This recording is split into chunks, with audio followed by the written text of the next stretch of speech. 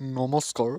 HS first ইয়েৰৰ ছ'চিঅ'লজিৰ কিছুমান গুৰুত্বপূৰ্ণ আৰু ইম্পৰ্টেণ্ট নোটছ আগবঢ়াইছোঁ।